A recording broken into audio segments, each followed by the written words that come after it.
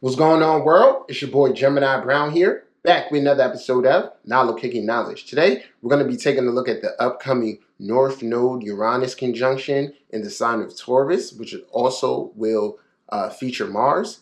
Take a look at, how that's playing out so far, what it means, and more importantly, how to get a hold of this energy. So, let's get into it. Now, I guess where I should start with this is with Uranus in Taurus, okay, which is really helping usher in a new paradigm for all of us, okay? Before I even get all the way into that, let's just take a look at a couple correspondences of Uranus. Uranus is, one of the rulers of the sign of Aquarius. It is an energy of liberation.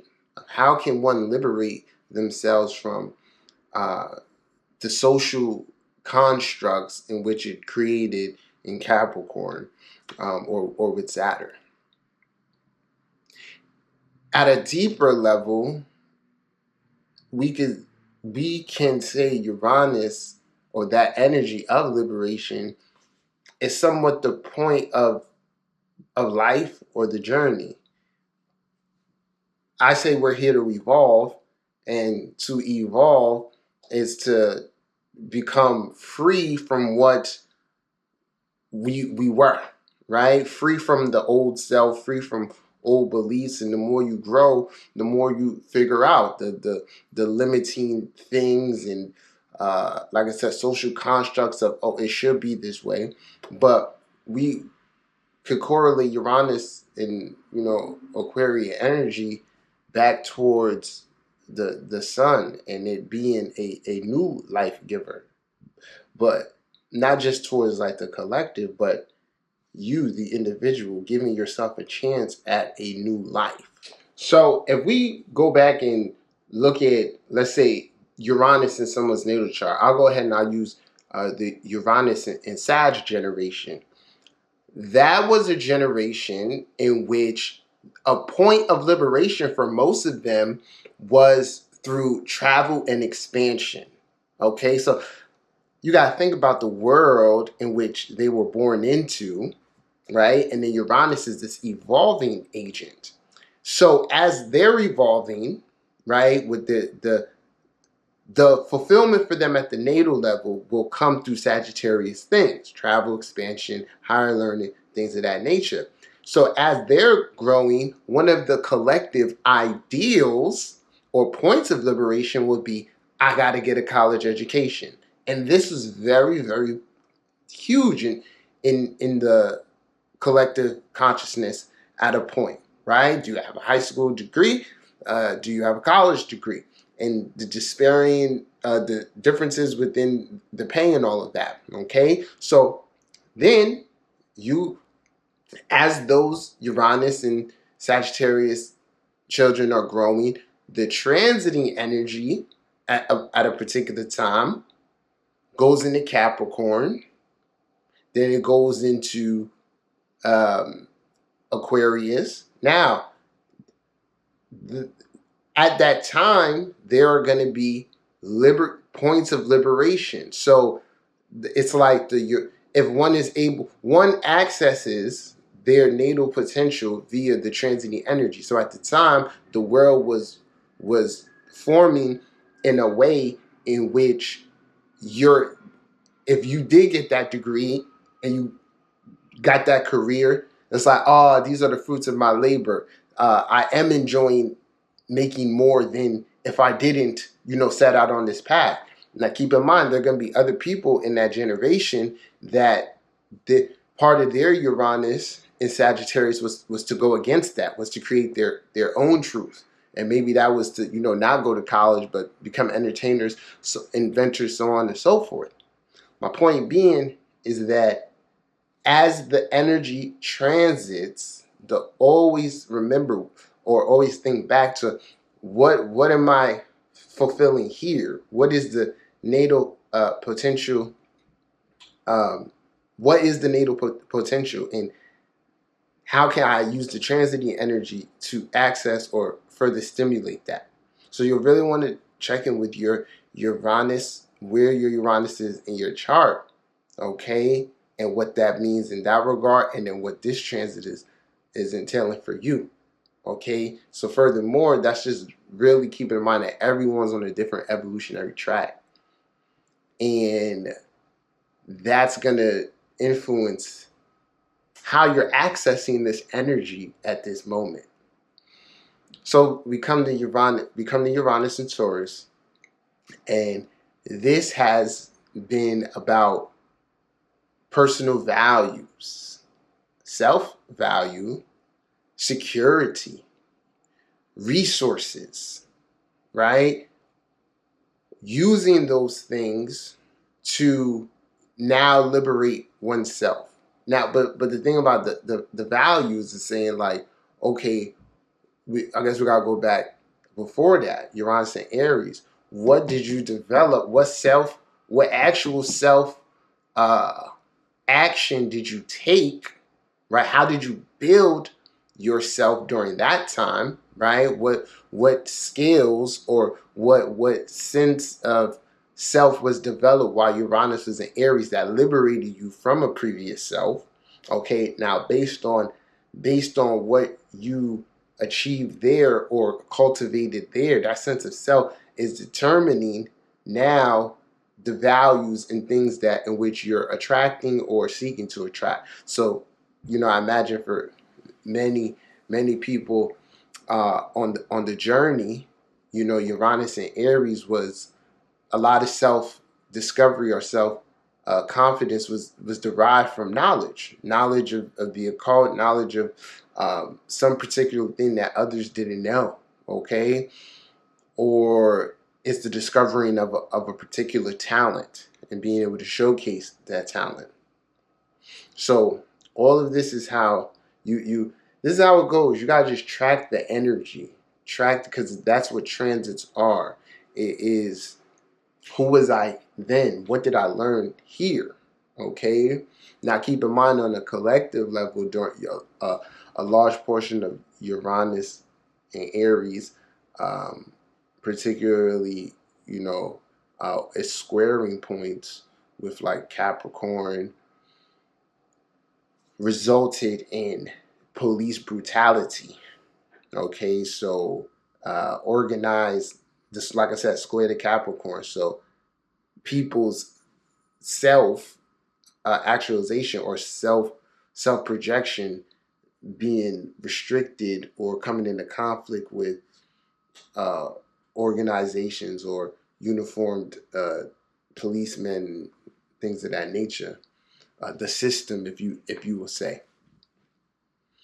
So now all of that are a part of things that will now influence your self-value, self-worth, and ultimately your security. So for everybody, especially with Pluto now here at the end of Cap, security matters, or it's of importance. Now, the security that comes from Taurus is those basic needs. Am I hungry? Do I have clothing? Things like that. The security that's coming from Capricorn is security of who I am in this world. To some extent, am I applying my purpose, and is it being received? In what way is it being received? Okay. Or materialize or crystallize. How am I crystallizing that purpose? And the clues there are through Capricorn and Pluto. Everyone, the whole world has become business oriented, right? That is the collective desire, and or how the best way for one to actualize is through, hey, this is what I got, this is what I got for sale. Come on through. So with Uranus in Taurus and the North Node here now, it's really about the experiencing of that. It's really about the experiencing of the purpose. the security that comes from it, the feeling of knowing that, like, yo, what I'm doing in this 10th house or Capricorn way reflects, you know, something that is near and dear to me or of great value, or, you know, me utilizing some type of personal skill or resources that I have. Okay? So, like I said, the North, because North Node is destiny. So obviously everyone's not going to be where they want to be. So if you find that, you know, you're still kind of searching for that thing, this is a time of planting seeds, right? Of discovering, exploring the forest, which is life and everything that it has out here. So where I want to bring in next here, I want to bring attention to the square with Saturn, because it's a very interesting dynamic. And, you know, you guys feel free to let me know if this makes sense. But I'm one of those people who are like, yeah, we in this modern age, we honor both rulers of these, you know, particular signs. So, you know, I honor Jupiter and Neptune as a ruler of Pisces, Uranus and Saturn as a ruler of Aquarius. And, you know, if you read my book, Astrology of the Matrix, you'll even see that next layer. So the fact that Saturn is in Aquarius and squaring Uranus, this isn't a mutual reception, but it's more so, it's one where the energies can impress upon, like, impress the purpose, get the true purpose of whatever Aquarius is trying to ground via Saturn. It's having an ability to do so through this square. And the way I want to explain this is kind of like I said before. It's like, right now we're living the purpose, right? The other times was about, like, putting in the work to build the purpose, the liberating force and all of that. Uranus and Saturn, it's this insecurity of, am I doing it right? Of the old structure with the new.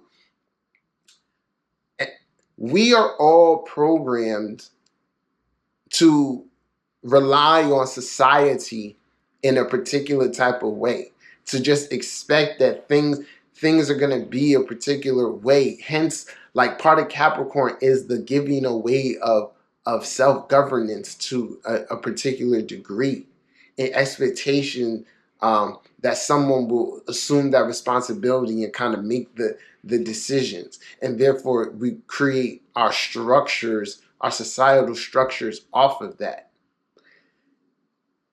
This square is representing the transition into self-governance, sovereignty, if you will.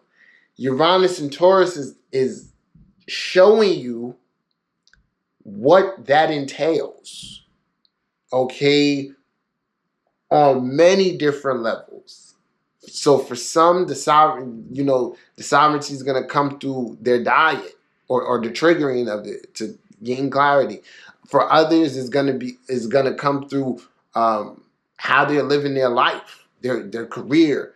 Through others, it'll be through, you know, family dynamics and being open to other influences. And then overall, technology itself, depending on how you're channeling it, is that liberating force too. Using it for your business, using it to gain knowledge, right? Now, but it's an interesting thing. So even within all of this, like I said, I don't believe anyone's comfortable, like, or feels like, okay, like, this isn't an energy that allows for contentment.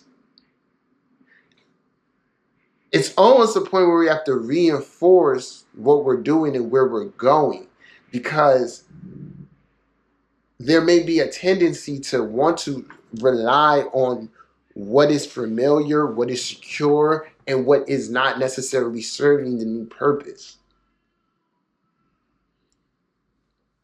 So that square is very, and this square is taking us to, you know, the end of the year.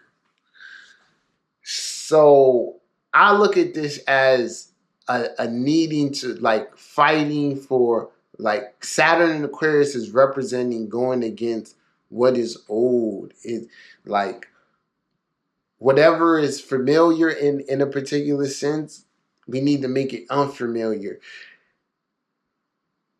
Or, like, all of us, there are new selves, and even off of the new selves we've developed, like, you know, myself, in this role and things like that, you continue to evolve. Your message changes. You know, you may, if it's a business, you may offer something new. So, like I said, energy doesn't necessarily favor contentment, and it's hard to relax under this and feel like you. But there's an element in which you can enjoy. Mars here. This is the next part I want to say. Within that square, for those of you who, let's say you haven't been living. You haven't been living how you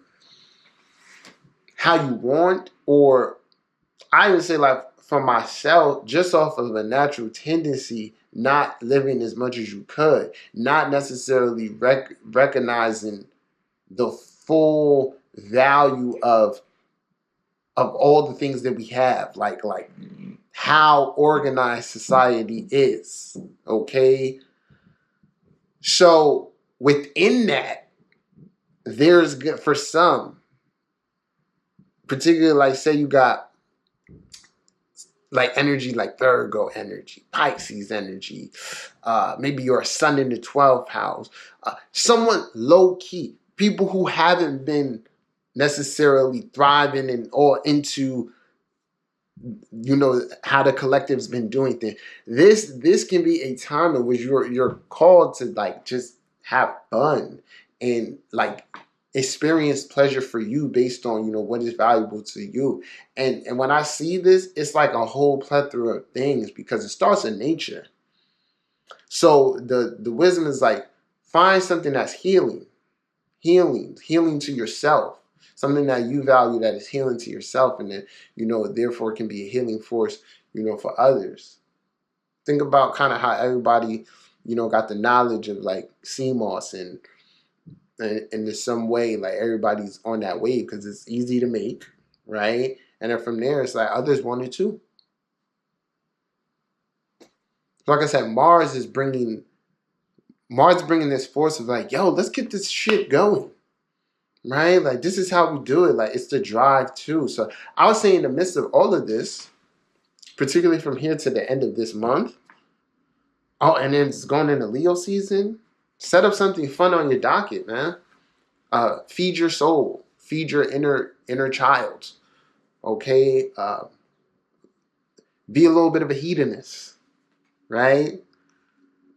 Okay, so I think that's all I got for now. But so my interpretation is energy. I look forward to y'all feedback. If you haven't subscribed to my channel, you can do so now.